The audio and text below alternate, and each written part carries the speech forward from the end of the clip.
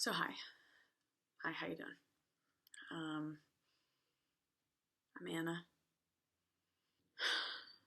Anecdotes with Anna is something that I thought up last night. I'd like to say that I had been drinking, but no, I was stone cold sober.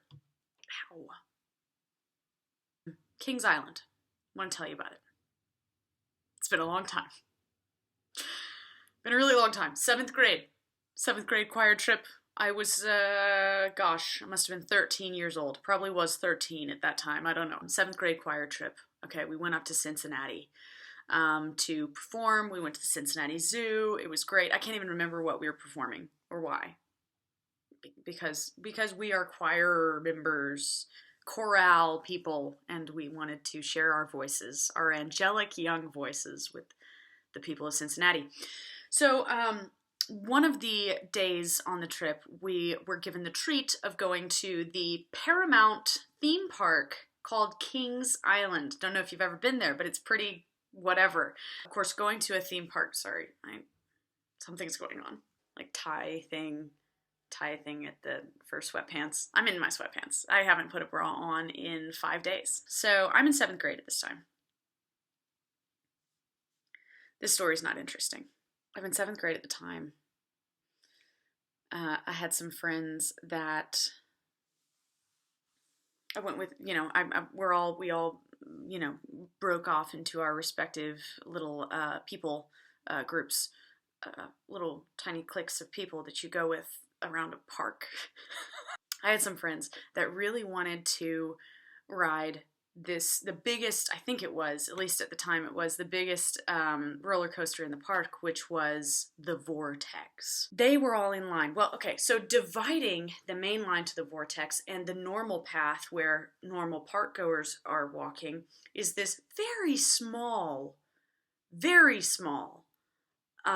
fence, if you will. And I can't stress how small it was. It was maybe a foot off the ground, maybe. Like it was really small. It was one of those that you can very easily step over from the main line of traffic into now the line to get to the Vortex. Of course, I could have just walked all the way around and gone and, but my friends were like, come on, you're gonna miss our spot in line, and it was me and like, I think one other friend that had gotten there kind of late because we were slurping our slushies.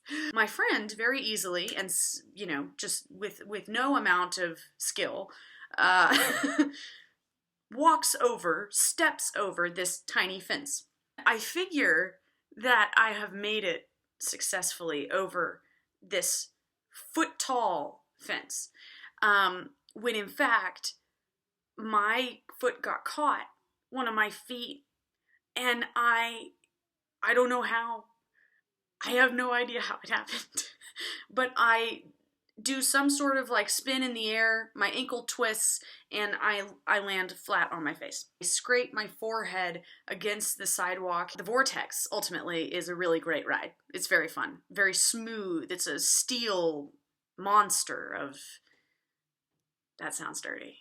Finally getting to why the fuck I'm telling you all this is because this was just a day where I was really clumsy, and I thought I would start off with a clumsy anecdote, because there will be more. Then, after that, I thought, oh, that's so funny, and I had like a gash on my head and everything from this, hitting the sidewalk with my fucking face.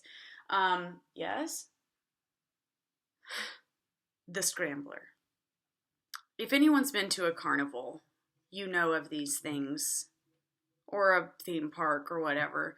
The Scrambler, it's, you get in one of your little cars and they're sort of elevated off the ground, and it's these big mechanical arms that like swing you out and then swing you back and then to another direction. You know what I'm talking about, okay?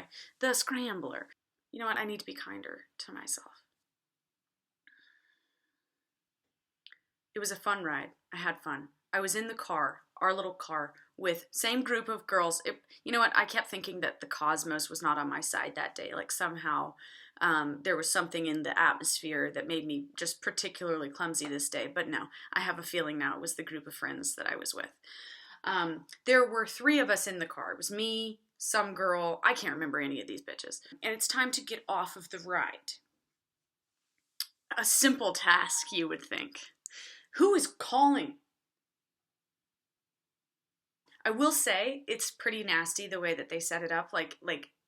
So there's clumsy kids and, clumsy pubescent children, but then there's also it's a hazard the way that they did this. So getting onto the ride is one thing, but getting off, remember, your cars are like suspended in midair kind of, or they're on these mechanical arms, but not touching the ground. And so you have this little foothold, this little kind of like footrest thing that you can put your foot in and step down from the car to the ground. And it's not far. It's not far. It's a small, narrow foothold. Very narrow. Extra fat tennis shoes that day. I really thought through, because I knew it was a small foothold, and I knew I'd have trouble getting off. So I really thought through what steps I needed to take as one foot, and then the other foot hits the ground, and then you're fine, safe sailing at that point, right? Keep in mind, this is after the vortex. I carefully place one foot into the foothold, and as I'm going to place my other foot, step onto the ground, my ankle twists. It might have been the same ankle from before, I'm not sure. I don't know how this happened physically. I want to say that it was impossible.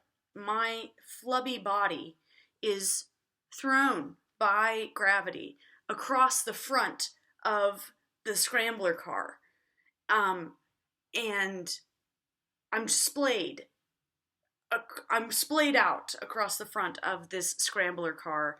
My little chubby, very awkward belly showing to the world, along with my 7th grade training bra. And I can see everything from upside down, and I can see the line of people wanting to go to the scrambler, wanting to get on with their kids. And this little kid, I swear to you, points at me from the line. And I'm seeing this upside down, and it's just this kid that goes, "Mommy, look!"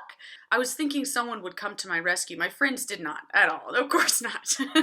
Of course not. They sat there laughing. I had already crumpled onto the ground somehow. Like my foot had let go, or the foothold, I don't know. I had crumpled onto the ground and all I could do was laugh. Because when you're really awkward, or / embarrassed and humiliated, and you think, well, maybe this will make it better if I just laugh along with it, right?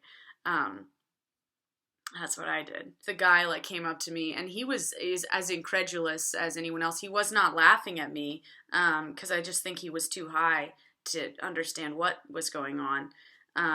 But he just saw this kid on the ground and was just sort of like, "Do you need help?" And I did not need his help. I did not. I got up on my own, thank you, and walked away from the scrambler and from Kings Island. And that's that anecdote with Anna. My awkward pubescent body couldn't handle any sort of centrifugal force, even the kind that keeps me rooted to the planet. Okay.